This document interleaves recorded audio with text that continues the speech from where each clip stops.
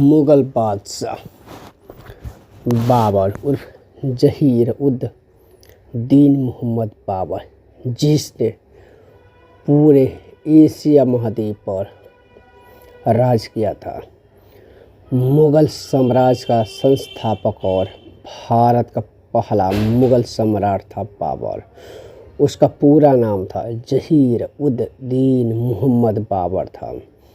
उसका जन्म 14 फरवरी 1483 को फरगना वर्तमान में उज़्बेकिस्तान में हुआ था। वह पिता की ओर से तैमूर और माता की ओर से चंगेज़ खान के वंश से जुड़ा था।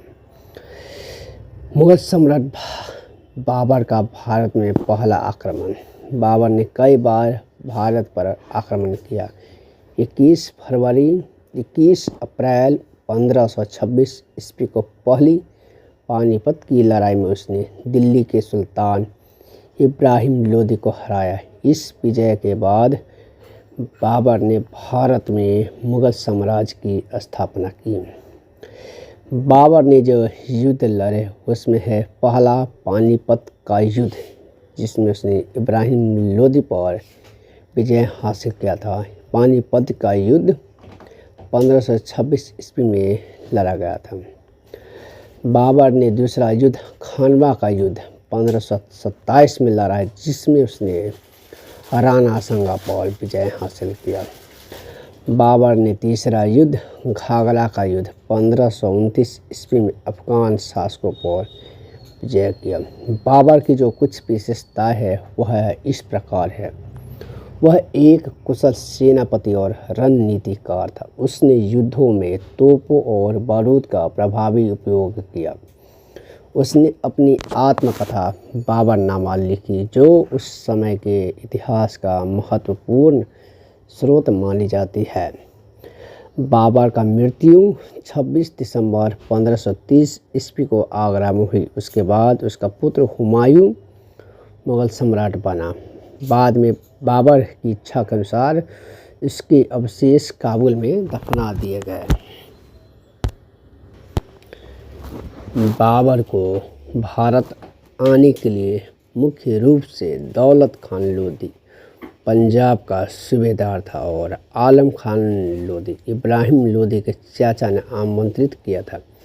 वे दोनों दिल्ली के सुल्तान इब्राहिम लोदी से असंतुष्ट थे और उसे हटाना चाहते थे। बाबर ने इस अवसर का लाभ उठाया और 1526 ईस्वी में पहली पानीपत की लड़ाई में इब्राहिम लोदी को हराकर मुगल साम्राज्य की स्थापना की। दौलत खान लोदी और आलम खान लोदी ने बुलाया। इब्राहिम लोदी को सत्ता से हटाने के लिए बाबर को भारत बुलाया गया।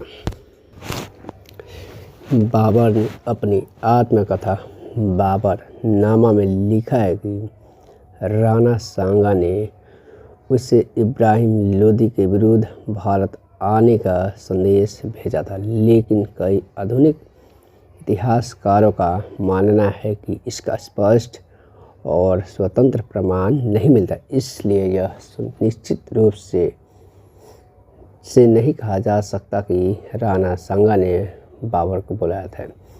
यदि बाबरनामा के विवरण को माना जाए तो यह कारण था कि राणा सांगा इब्राहिम लोदी को हराकर अपनी शक्ति बढ़ाना चाहते थे। उन्हें उम्मीद थी कि बाबर लोदी को हराकर वापस चला जाएगा, लेकिन बाबर ने भारत में ही अपना शासन स्थापित कर लिया, जिसके बाद राणा